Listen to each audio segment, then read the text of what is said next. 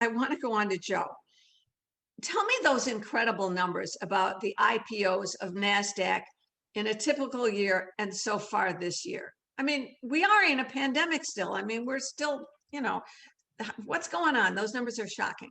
I continue to pinch myself. And so just for the audience here, so on NASDAQ alone, year to date, 2021, we've done 296 IPOs so far this year. Just to put that in perspective, so last year, year to date, so through April of 2020, we had done 27.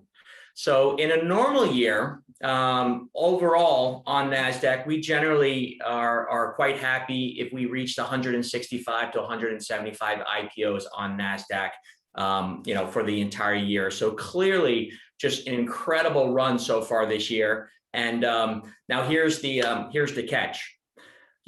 200 of them are SPACs. So certainly, Terry, we could talk about SPACs and the impact on that. But yeah, so year to date, we welcomed 203 SPACs on NASDAQ. And if you take a look at just the capital, sticking with the theme of this conversation here, $90 billion of proceeds has been raised this year just on through the SPAC market.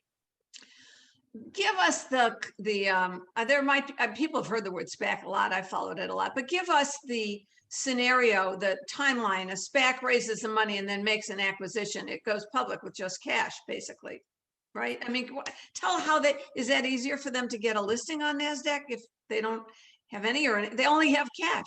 Yeah, so it's interesting. Maybe back up a second, just for folks. SPAC, Special Purpose Acquisition Company, and essentially what it is a vehicle to raise money through an initial public offering of taking the SPAC, public, either on NASDAQ or the New York Stock Exchange.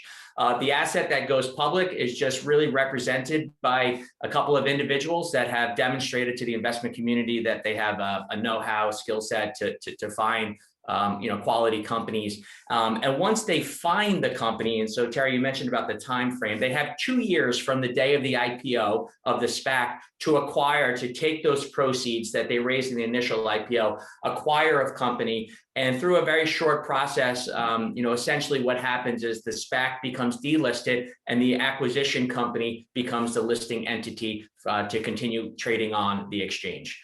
So what this has done is really brought optionality to companies that are considering potentially going public, where it used to be just the traditional IPO where you hire bankers, you write an S1, go through a 2-week non-deal or 2-week roadshow, try and sell the deal. You make the allocation, you raise capital that way. So certainly an alternative to that traditional process.